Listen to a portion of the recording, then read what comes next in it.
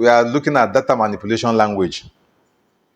Are you with me? So all along, what we've been doing before was data query language, which is the select. So the select was about bringing out data from the database. But now we are looking at how did those data get into the database.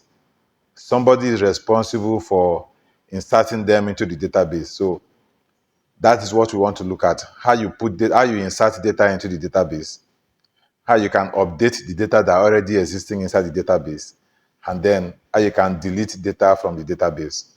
So those are the things. So after completing this lesson, you should be able to do the following. Describe each data manipulation language statement. Insert rows into a table. Update rows in a table. Delete rows from a table. Control transactions. We have done the insert statement.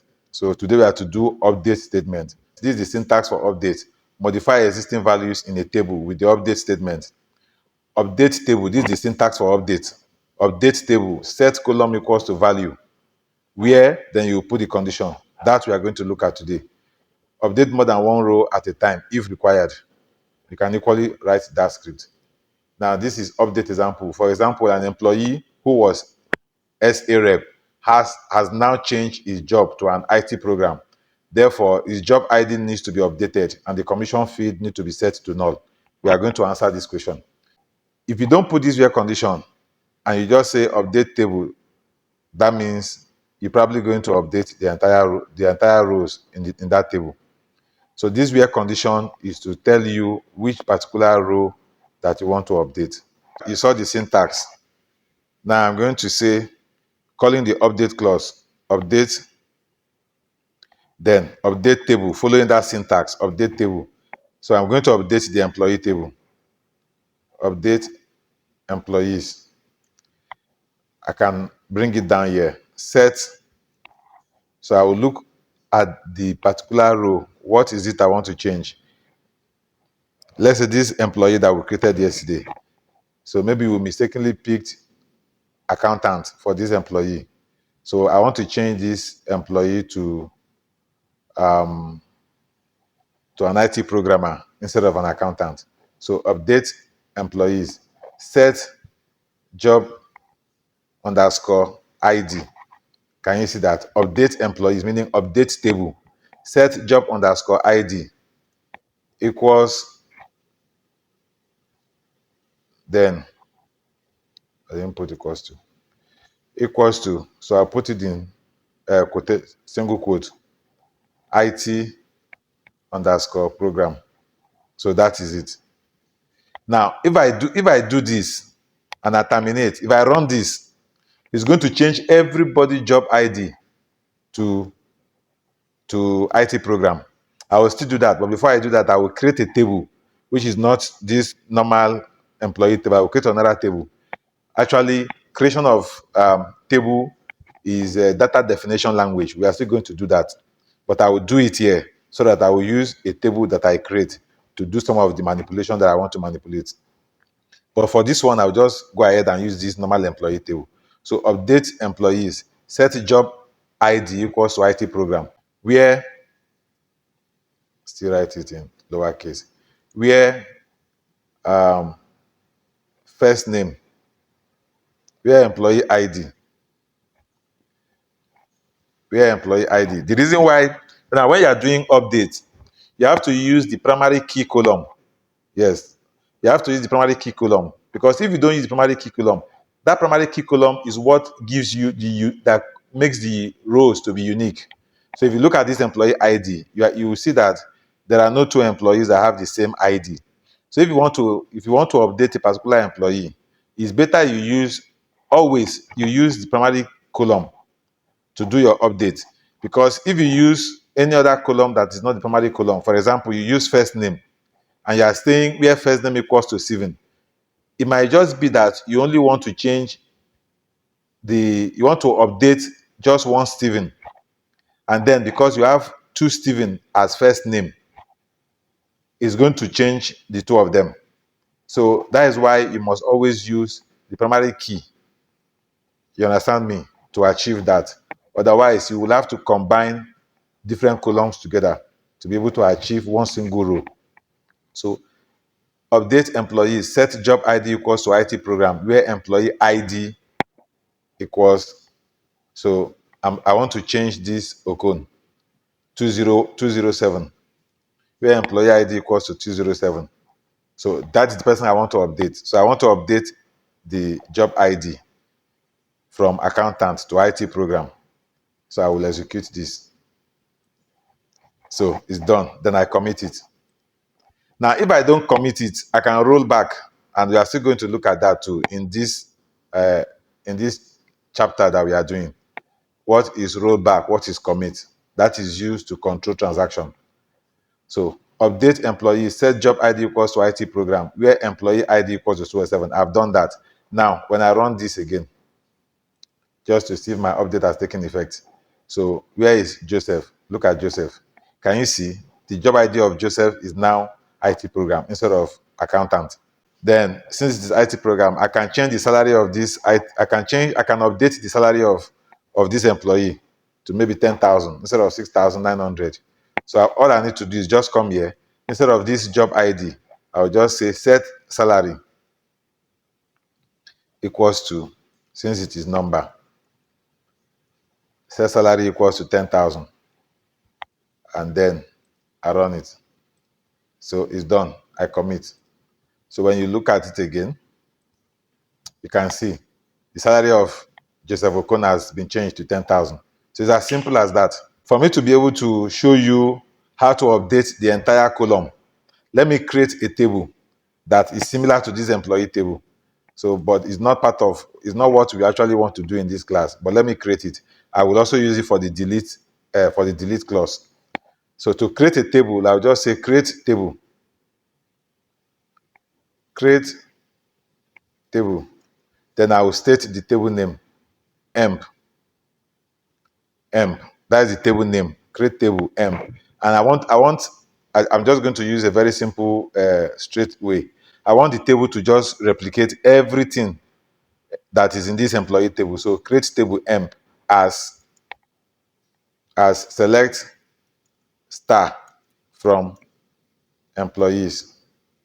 So that is it. This is data definition language, create table.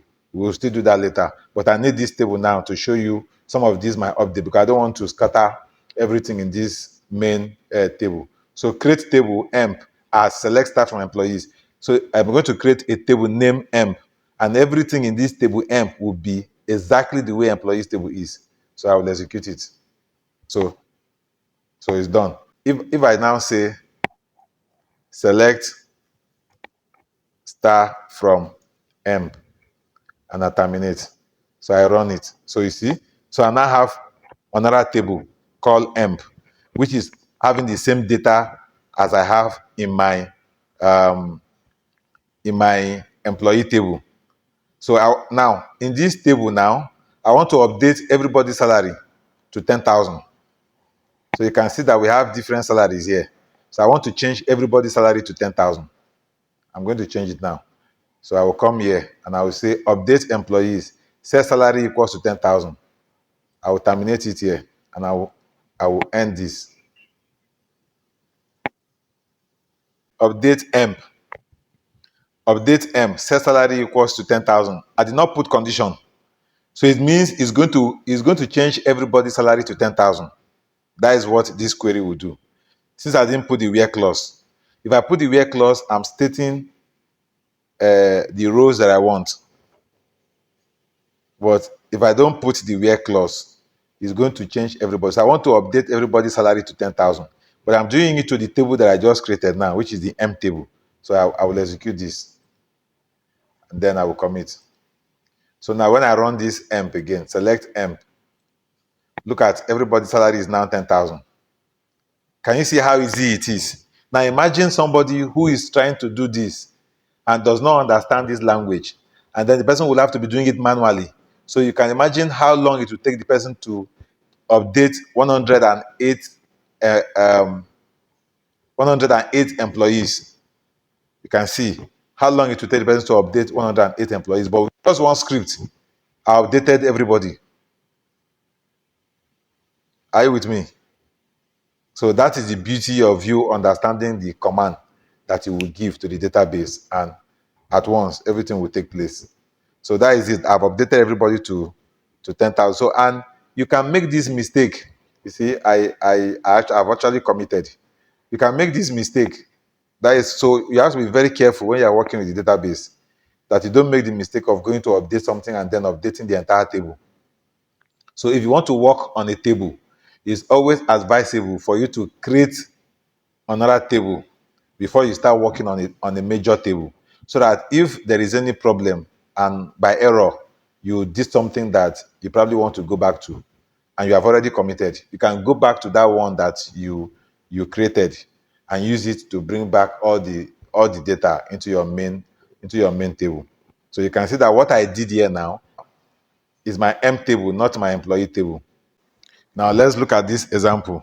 You say, for example, an employee who was a sales rep has now changed his job to an IT program. Therefore, his job ID needs to be updated and the commission field needs to be set to null.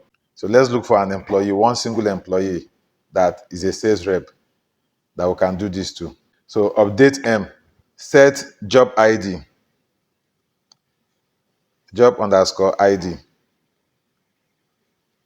equals IT underscore program.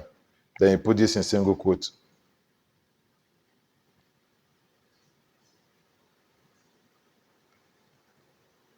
Now, we are going to change the job ID to IT program. This person was a salesperson before.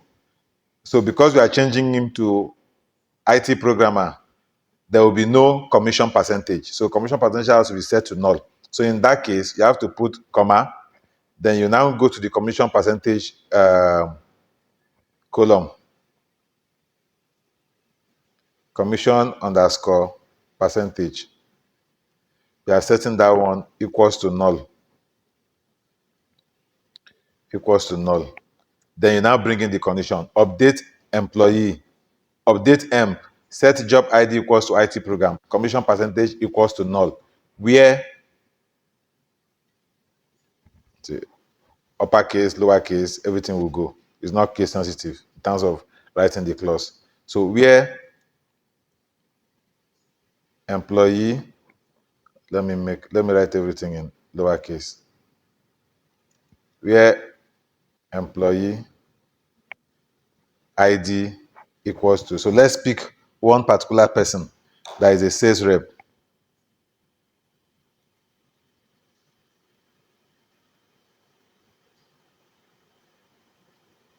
Okay, yeah, this. So 155, sales rep 155. Where employee ID is 155. Now I want to change this person to IT programmer. So update emp, set job ID equals to IT program. Commission percentage equals to null. Where employee ID equals to 155. I will execute it. So that is done. Then, now,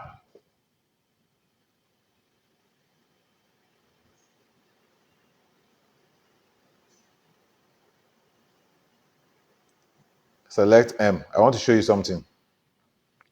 Where is 155? Now look at, you see, I've changed it. Because I ran it, it has changed it to IT program. And then it has set the commission percentage to null. But I don't want it to be saved. So I'm going to roll back by clicking this button. I'm going to roll back that my action. I've not saved it yet. So it is only me who log in with this my user that is seeing these changes. Another person that logs in again to query will not see these changes that I've made. So I'm just going to roll back that action. Then I will run this again. So let's see 155. You can see 155 has come back to being a sales rep. And then the commission percentage has come back. So that is something, again, I will still teach you. So update employee, job ID equals to IT program, commission percentage equals to null. Where employee ID equals to 155. I execute it. It is done. So I commit it. Now it's committed. When I run this again, So I will look for 155. So this is 155. Look at the new job ID of 155 is IT programmer, and the commission percentage is now null. So I updated 2 columns for this particular employee. Now I can also update my data using a subquery. I can also update my data using a subquery. And I've told you when you need a subquery, when you have an unknown condition, that is when you bring in a subquery. So you can say update employees, like I have a question, update employee 113 job and salary to match those of employee 205. Now you don't know the job ID of employee 205. So you will say update employee 113. That is the question. Employees 113's job and salary to match that to match those of employee 205. So this is the question. Now I can comment this so that you know that it's comment. Now employee 113. So we have employee 113 Louis. Now employee 205.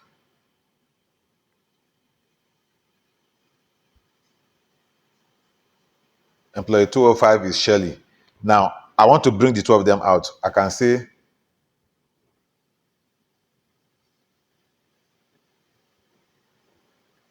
select star from employees where employee underscore ID in 113 comma 205. So I just want to see the two of them only. Now I click on this. Look at the two of them. So I am saying that my equation. Let me copy this and put it here. So these are the two employees. Now I'm saying update employee 113's job and salary to match those of employee 205. So employee 205 is job ID is AC manager, maybe account manager or so. Then the salary is what? 12,008. While that of 113, which is FI account, the salary is 6,900. So the question is update this person's job and salary to match that of 205. That's what we want to do. So 205 and 113 will be having the same job ID and they'll be having the same salary. Now, how do we do that? So to achieve that, update employee 113's job and salary to match those of employee 205. First and foremost, you have to find the job ID and the salary of employee 205 before you can now update that of 113 to match that. So to achieve that, you are going to now introduce the subquery that we've done before. So you will say update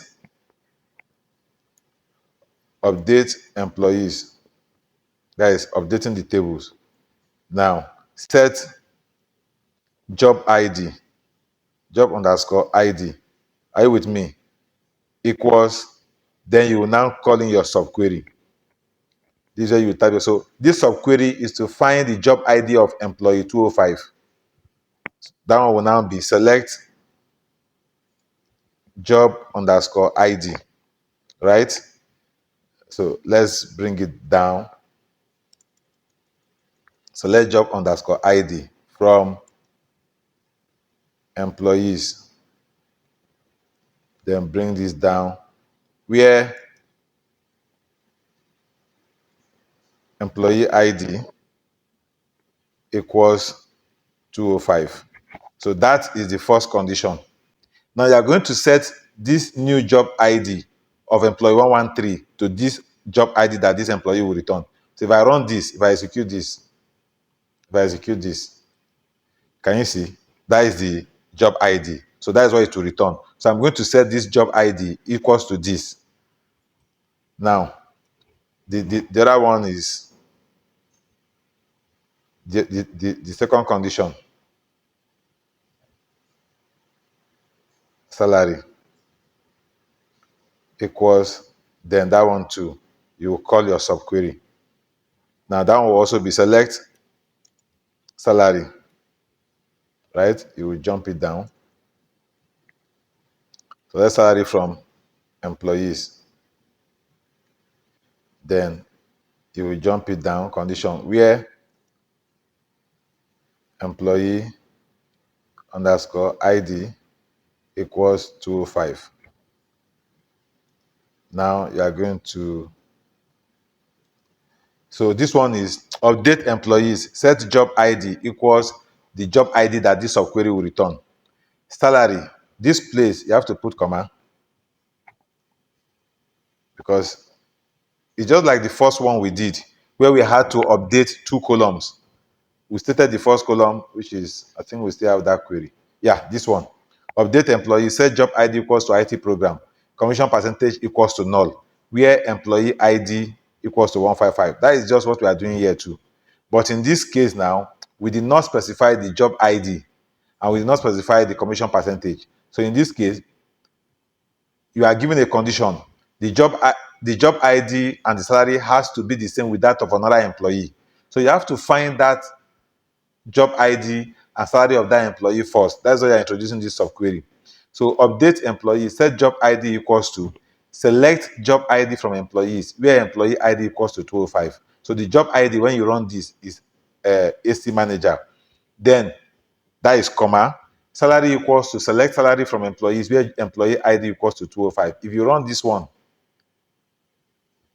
if you run this, that will be the salary, 12,008. We saw it that time. Now, you still have not finished your query. You have to come here.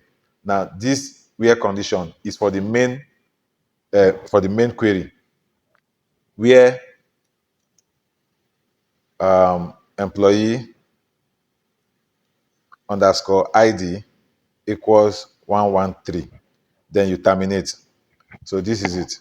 Are you with me? So this is the query for this question. For this question.